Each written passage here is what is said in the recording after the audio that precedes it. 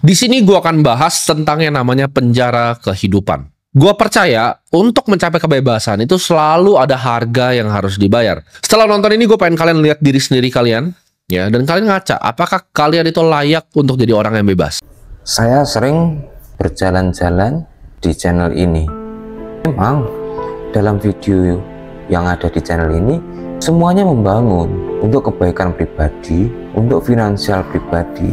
Di kali ini di channel ini video tersebut membahas tentang penjara kehidupan. Ya, video tersebut menggambarkan bagaimana banyak orang yang diperbudak oleh sistem finansial tanpa dia menyadarinya. Ini adalah konsep yang menarik karena dalam realitasnya banyak orang memang terjebak dalam siklus kerja keras untuk memenuhi kebutuhan tanpa benar-benar mencapai kebebasan finansial. Ide ini sebenarnya relevan untuk banyak negara, termasuk Indonesia, di mana tekanan ekonomi seringkali membuat seseorang terus bekerja tanpa memiliki waktu untuk berpikir tentang kebebasan finansial yang sejati. Salah satu poin kuat dari video tersebut adalah bagaimana ia mengubah kesadaran orang-orang agar tidak sekedar mengikuti arus kehidupan tanpa strategi. Banyak orang bekerja dari pagi sampai malam, tapi mereka tidak cukup secara finansial. Hal ini terjadi karena mindset mereka masih terpaku pada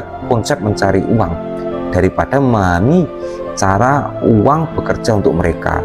Ini adalah sudut pandang yang patut dipertimbangkan dalam pendidikan finansial, terutama di Indonesia, di mana literasi keuangan masih tergolong rendah. Namun cara penyampaiannya dalam video ini tampaknya kurang sesuai dengan budaya Indonesia. Contohnya seperti ini. Kenapa? Pengkondisian dari dulu, dari zaman sekolah. Permisi Bu Guru, saya mau pipis. Itu apa sih? Hah? Ada belnya. Teng tong, udah saya. Itu tuh nggak bel tuh buat apa? Itu bel pabrik, bos.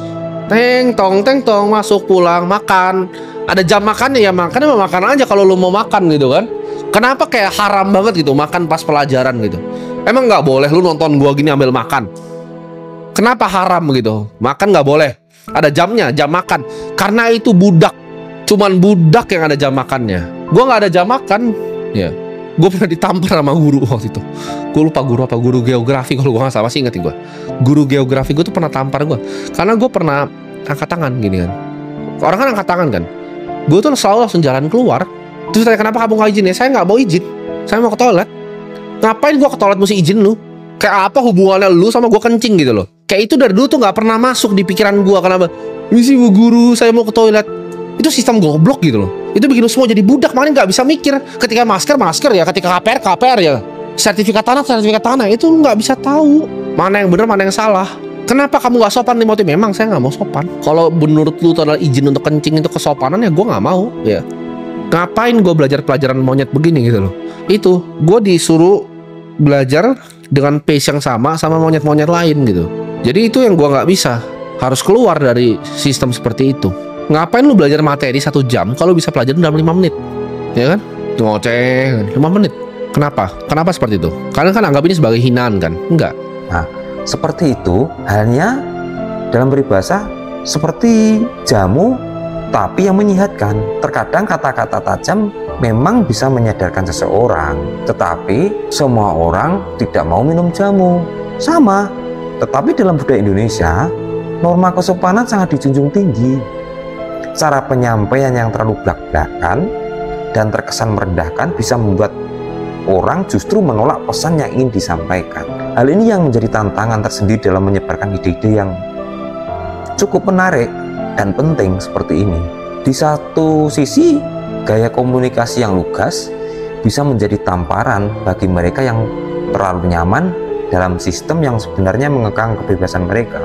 Namun di sisi lain, jika penyampaiannya tidak dibungkus dengan kebijaksanaan, orang cenderung lebih fokus pada gaya berbicara, cara berbicara menyampaikan. Mereka anggap bahasa itu kasar daripada esensi pesannya.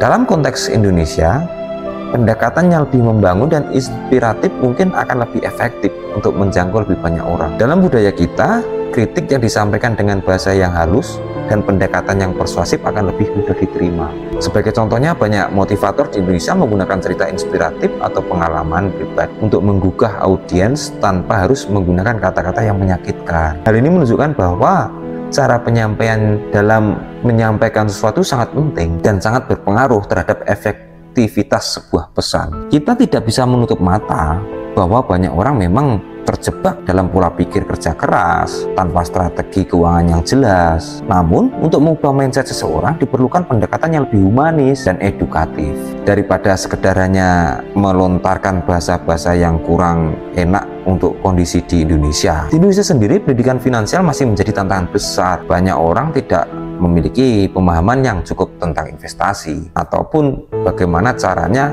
uang itu bekerja untuk kita atau caranya membangun aset. Oleh karena itu, daripada hanya menyampaikan bahasa-bahasa yang sebenarnya kurang enak di telinga, video ini harus memberikan langkah-langkah yang jelas. Maksudnya, Anda harus gini, Anda harus gitu, tapi dengan bahasa yang lebih menghargai orang lain, seperti halnya yang dicontohkan dan dilakukan di negara Indonesia. Selain itu, video ini juga bisa menjadi pemicu diskusi tentang bagaimana sistem ekonomi mempengaruhi kehidupan masyarakat. Misalnya, apakah benar-benar sistem yang ada di Indonesia saat ini hanya menguntungkan segelintir orang? Jika demikian, apa yang bisa dilakukan oleh individu tersebut untuk keluar dari lingkaran tersebut? Diskusi semacam ini akan lebih bermanfaat jika dilakukan dengan pendekatan yang lebih inklusif dan solutif. Meskipun ada kekurangan dalam penyampaian pesan yang sangat penting di video ini, tapi pesan utamanya tetap relevan. Tantangannya adalah bagaimana menyampaikan gagasan yang penting ini dengan cara yang bisa diterima oleh masyarakat luas. Karena saya lihat di komen-komen video ini, dia banyak sekali orang yang merasa orang ini kok seperti sombong sekali, orang ini kok vulgar sekali, dan mungkin banyak orang yang tersakiti. Tapi banyak juga orang yang mendukung karena ini merupakan video yang sangat penting untuk finansial mereka, untuk menjadi pemicu kita untuk bangkit dari penjara kehidupan ini. Seperti halnya yang saya katakan di awal, jamu itu menyehatkan, tapi tidak semua orang mau minum jamu. Sebagai penonton, kita juga perlu bijak dalam menyikapi pesan semacam ini. Jika kita merasa ada kebenaran dalam kritik tersebut, penyampaian video tersebut, maka yang terbaik adalah mengambil hikmahnya dan menggunakan sebagai motivasi untuk berubah. Namun jika cara penyampaiannya kurang sesuai, kita tetap bisa fokus pada intinya tanpa harus terjebak dalam emosi negatif. Setiap orang memiliki pilihan untuk keluar dari penjara kehidupan. Namun perubahan besar dimulai dari perubahan pola pikir. Jika ingin membantu lebih banyak orang, maka pendekatan yang lebih membangun dan inspiratif akan selalu menjadi cara terbaik untuk membawa perubahan yang nyata. Terima kasih.